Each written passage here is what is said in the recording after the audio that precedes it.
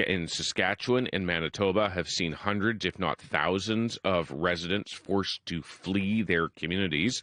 The strength and severity so early in the season is prompting questions about the level of national preparedness for these wildfire seasons. Ken McMullen, president of the Canadian Association of Fire Chiefs and also the fire chief of Red Deer, Alberta. Ken, good morning to you. Good morning to you as well.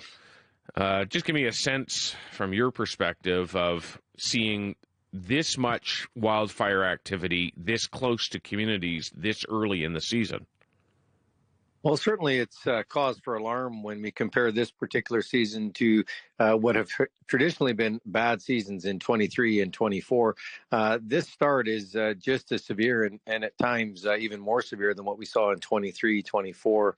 Just as of this morning, we're at 182 active wildfires all across this country, and 4 of those are within the last 4 hours. So they start and calculate on a 24-hour basis, and we've got 4 new fires over the last, like I said, since midnight. The ability to push back against these falls to firefighting crews, and provinces and territories each have their own seasonal wildfire fighter crews. But when it goes closer to communities, it's often left to municipal fire departments. And often those municipal departments in smaller communities are volunteer run. How well equipped are we as a country to face what seems like more and more wildfire activity getting closer and closer to communities? It's a great question, and I really appreciate that you have made the difference between the two, and the two groups are extremely important. We do rely so heavily on our colleagues in wildland firefighting, as you said, those individuals that work in the treat areas. However, what we're seeing more often, and obviously what we're seeing when we're impacting community, is the reliance on our men and women that work within the municipal structure fire side, which is what the Canadian Association of Fire Chiefs we oversee and link with those individuals particularly. As you had indicated, there's about 124,000 firefighters in this country made up of career, composite, and volunteer firefighters.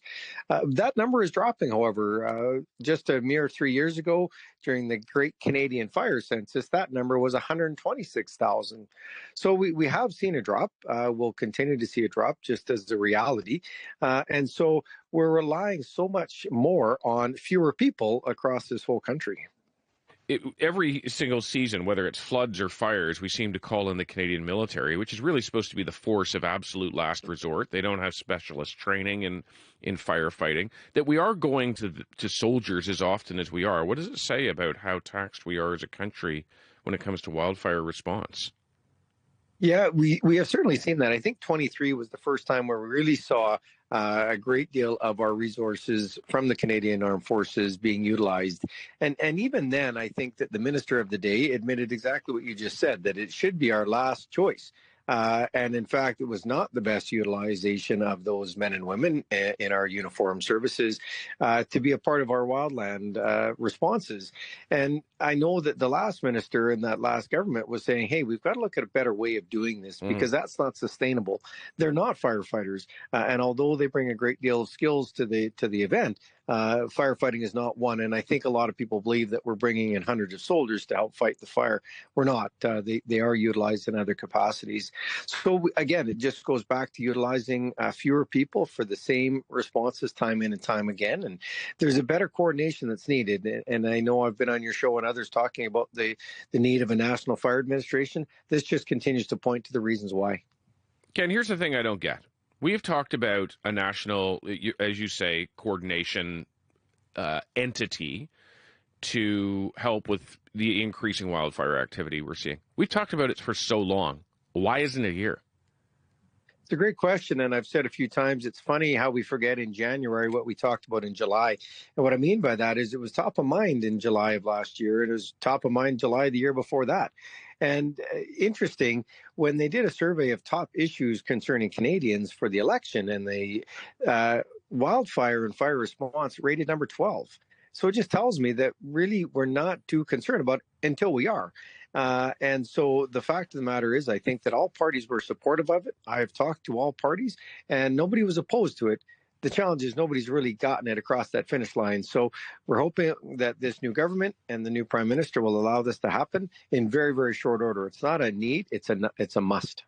Ken, this is a different thing from a national coordination center, but I think about the model in Australia, and I wanted to get your thoughts on it. So Australia doesn't have provinces, they have states, but in each of those states, there is a very largely volunteer force where people come out of their regular jobs for a number of days every single wildfire season. They've got some degree of training and they go out and fight fires. As a result, they have a huge number of people trained. Would something like that be useful in Canada? I think we have certainly looked at other models, and there are some wonderful examples out there. The challenge is, without a National Fire Administration, it's really difficult to get that information. There's a reliance on friendships and agreements that are unofficial between our provinces and territories, unlike some other parts of the world, Australia being a great example, that have a really good link to the federal government that helps assist in those. We're open to anything. The National Fire Administration has to be the Canadian solution, and we'll look at other best practices to make sure that we've got the best one. Ken McMullen, thank you so much for your time this morning. As to you as well, stay safe, and we will talk again soon. Indeed. That's Ken McMullen, fire chief in the city of Red Deer, Alberta, right now also the president of the Canadian Association of Fire Chiefs. It is 6:18 a.m.